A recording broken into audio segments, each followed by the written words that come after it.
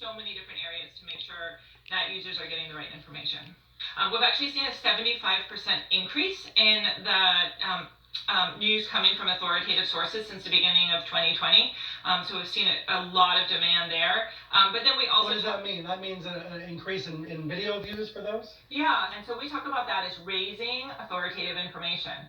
But then we also talk about removing information that is problematic. Of course, anything that is medically unsubstantiated, so people saying like, take vitamin C, take turmeric, like those all will cure you. Those are the examples of things that would be a violation of our policy. Anything that would go against World Health Organization recommendations would be a violation of our policy. And so remove is another really important part of our policy. So you're not just putting the truth next to the lie, you're taking the lie down. That's a pretty aggressive approach. Well, we do remove, across YouTube in non-pandemic times, information that is a violation of our policy. And we've had community guidelines since the very beginning of YouTube, and we've always, anything that is a violation of our policy, we do remove it. And what was really unique about this was just how fast-moving the COVID-19 crisis was, and so we've had to make numerous policy changes all within a really short period of time to be able to make sure that we stayed abreast of the changes. So for example, just recently there was a theory that 5G was causing coronavirus symptoms. Now, no established health organization says that 5G is the source of the issue, and so that we quickly deemed that a violation of our policies with COVID-19 and remove that content. Everyone's YouTube is different. Are there certain videos that basically everybody is seeing because they are so important or they are from such authoritative sources?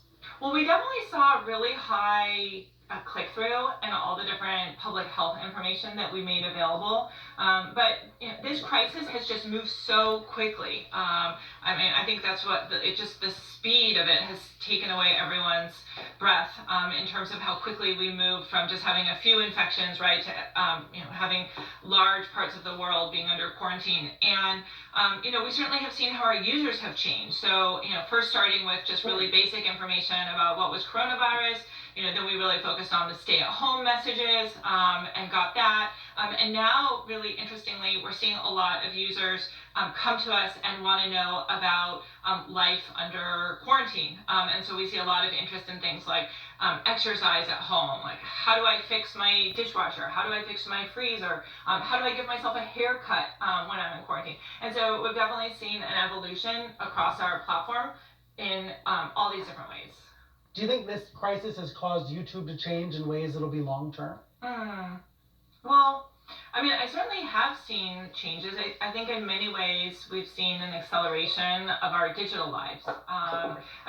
We used to see movies, science fiction movies, where we talk about kids going to school in the future, where they would be, on screens, and they would be going to school that wasn't really in their neighborhood, and that seemed like science fiction. And now we have all of our kids, or so many of them, have some kind of digital school program now, because schools are closed, sadly, and so that is certainly an acceleration. I think with public health, we probably would have gotten there in a couple of years, but certainly this has been a big acceleration of realizing the important need of working with established public health organizations to get the right information online to users, and we're seeing that opportunity. You can hear my extended conversation with YouTube CEO Susan Wojcicki at the Reliable Sources podcast, through Apple, through Spotify, wherever you find your podcasts.